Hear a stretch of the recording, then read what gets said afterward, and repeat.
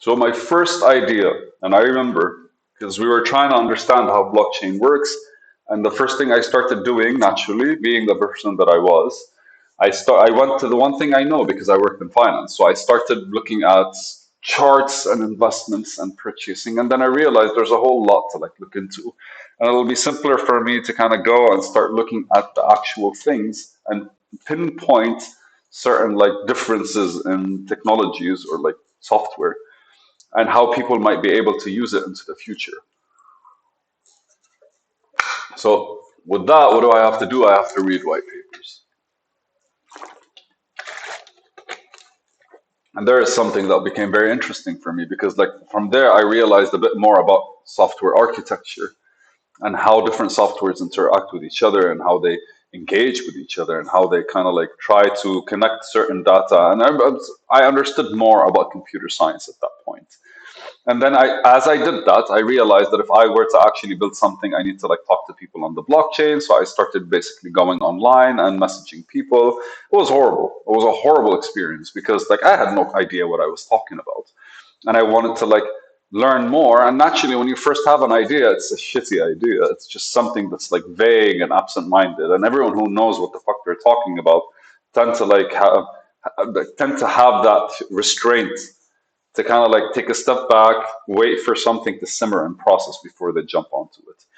But anyways, I remember I met a few people and I discussed with them a few, and they had come from like a technological background.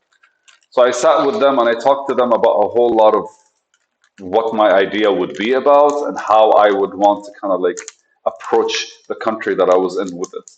And so my goal was not to give them a presentation on Bitcoin, but my goal was to kind of like explain to them that we could actually build a technology that leverages Bitcoin, that could be decentralized in a way that allows people to transfer, like to be able to interact with each other. So ultimately, what I wanted to do was build some form of wallet. But you have to build a wallet on a platform of some sort or an app. And the goal with that was to kind of establish the market woman because any country, there's a certain cash that transfers throughout the country that's not being actually documented by governments. So the goal was to capitalize on the fact that these women are actually the core of the economy and to be able to build through them and for them a network that allows them to kind of be represented to the outside world. So every other person that works with them is like an added value, and they would be like, yay, okay, so I work with you and I work with you and I work with you. And in order for us to justify this as an actual thing, we had to, okay, so the problem, let's start with the problem. The problem was a market woman has to wake up, has to cook food for family members, and then after that has to go home, has to go to work. And then the days when she has money and she has to deposit money, she has to go to the bank and she has to stand in line. And it's super slow. And especially when they have to transfer money outside of the country and do all kinds of stuff. With the bank, it's cheaper, but it takes a lot longer. But with outside the banks, if they want to transfer money in different ways, it's more expensive. And so what happens is they're either losing money, losing part of their profit, which means if they want to like expand on their business is kind of limited, and they have to wait month, 2 months, 3 months, 4 months, 5 months for them to kind of like save enough money to expand on their business. And normally with these time frames, if you're just saving money, if something is to happen, that normally like gives you like puts a dent there. So you have to be consistent in an inconsistent environment as much as you can and kind of like hope nothing goes wrong till the time comes where you're actually like fully, I am ready to take that money and invest it somewhere or just to take the next step. Forgetting that the whole day you still have to be at your business and you have to be there and you have to close it at one point. And because you don't really have a shop, you actually have a place in the market. You have to pack everything and take them home, and that basically you get home by like 7 or 8, which means you have to barely eat. You have to do some stuff. I don't know. It's kind of like you get stuck in a certain loop, or let me call it a pattern because like if a loop means you're stuck, a pattern means it's just like the things that you can alter are not really visible to you simply because you're very much hyper focused on getting the things that need to get done in front of you. So I remember because like I go every single day for like 3 years. Like there like anywhere I go and anywhere I traveled, I'd always go and sit and eat basically from and see who's cooking and sit with them and have conversations with them. And I'll always be asking these kinds of questions like, what would you try to do differently? Where would you want to go? And I wish I had documented them in a way that those would have made like good YouTube videos. But I kept like asking enough, and always anywhere, like any county I go, and even when I traveled to Ghana, I would ask the same questions. When I traveled to Cote d'Ivoire, I would ask the same questions in my broken French. And I'd always just like go and explore and talk to the people that are around me because I wanted to see like how they actually like looked at life, how they saw reality, and how they would have wanted it to change. It was back then. It was just interesting for me, right? Because for me, if I were to like conduct a business, I wanted to know my market. So I would always like be in the market and asking the people and trying to understand like better. And I would buy from them. I would like support some even like some people, man. Yeah, I think I was a good guy to a few people. I think like I was, I don't know, I'd like to think I was.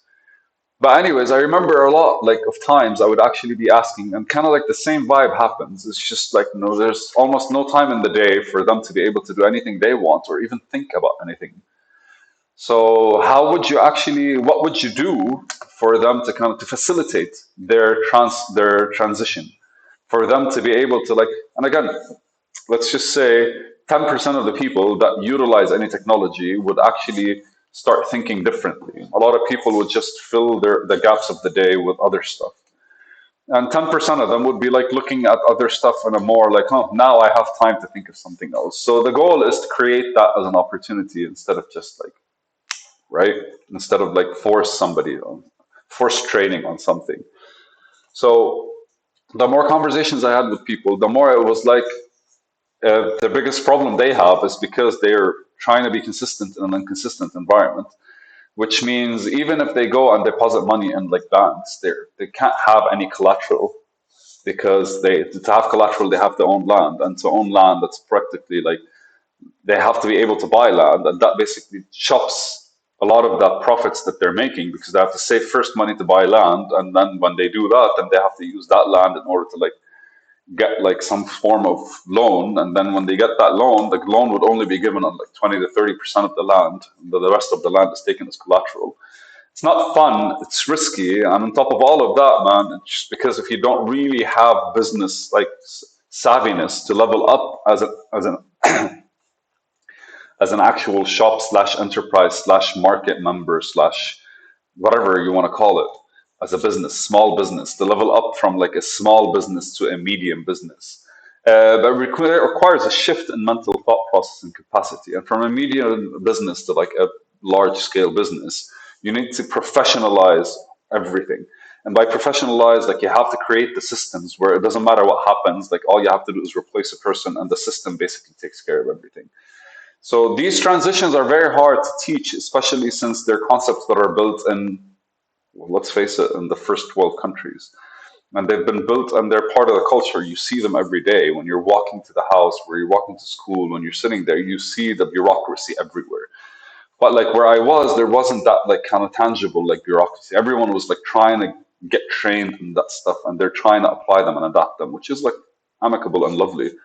But like you want to support them more to evolve from where they are instead of just try to impose like a completely different approach. So if they were to like create their own system and structure, all they need was like just a bit more time for themselves in the day instead of like to have to worry about a whole lot of stuff. And especially the people that are being consistent in this inconsistent environment, they're the ones that are deserving of actual investment or time or consideration and all that stuff. So ultimately, I figured that if we could like transfer everything that's happening through the banking system into like a certain app, but the problem with that as well is still like with the app you need all these like with the system, the banking system. Even though you're working with the app, you kind of need all these people approving stuff, and that's a process of time as well, consumption and verification and all those things. And that's where I noticed like the blockchain would actually work because ultimately you can build a community around like anything as a blockchain, and then you'll be able to like integrate the business itself on the network where everything is.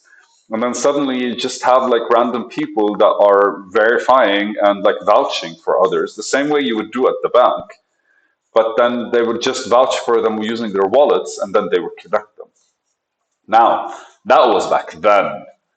The concept behind it still is very valid today. I just back then did not realize how much thought needs to go into making that making that an actual reality that is possible as a software. Forget how people will understand it and how we're going to build the market towards it. Forget that. Forget the services we have to give people and convince them and the sales pitch. Back then, it made sense for me that instead of actually having a bank as the centralized point where people go and the employees of the bank, we could actually diversify. Like every other individual would be their own node on the actual network. And if they're conducting business, then basically we'll have agents on the network that are community members supported. And like, it's just like a whole lot of just take the banking structure and like separate it into like a more decentralized way. How would it look like? And that's what I tried to sell. Uh, it worked to gather some momentum around me, but it didn't actually work to go anywhere.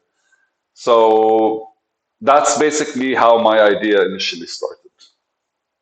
Thank you for listening.